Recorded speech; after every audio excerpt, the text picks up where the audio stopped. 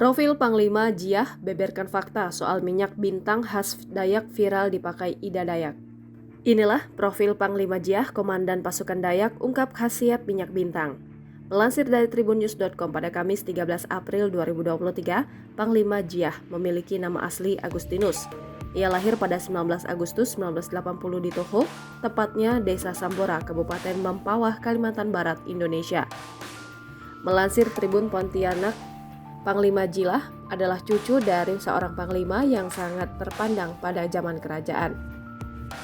Maka tak heran, Panglima Jiah sangat disegani sekaligus dikagumi khususnya di Pulau Kalimantan. Ia berdiri di barisan terdepan untuk memperjuangkan hak masyarakat yang terancam dirampas pihak lain. Hingga Panglima Jiah pun dijadikan simbol perjuangan masyarakat dalam mencari keadilan di tanah leluhurnya.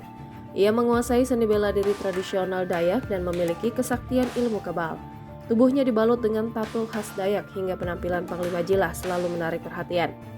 Pengobatan alternatif yang dilakukan oleh Ida Dayak belakangan ini menjadi viral dan membuat masyarakat berbondong-bondong untuk mendapatkan pengobatan darinya. Dalam melakukan praktik pengobatannya, Ida Dayak selalu terlihat mengoleskan sebuah minyak pada pasiennya. Diketahui minyak tersebut merupakan minyak bintang asal Dayak yang digunakan khusus untuk pengobatan. Minyak bintang Dayak telah lama mengakar dalam kepercayaan masyarakat di Kalimantan. Sementara itu, pemimpin pasukan Merah Dayak, Panglima Jiah mengatakan, minyak bintang adalah minyak menolong orang yang mengalami patah tulang dan untuk mengobati orang yang sedang sekarat. Dalam kesempatan itu, Panglima Jiah juga memberikan cara penggunaan minyak bintang tersebut. Namun Panglima Jiah enggan menjawab ketika ditanya perihal bahan baku pembuatan minyak bintang. Dia menambahkan, bahkan sampai saat ini masih ada masyarakat Dayak yang bisa memproduksi minyak bintang tersebut tetapi tidak banyak. Sementara itu, dikutip dari tribunnewswiki.com, minyak tersebut bisa digunakan oleh suku Dayak untuk mengobati luka pada saat terjadi perang suku.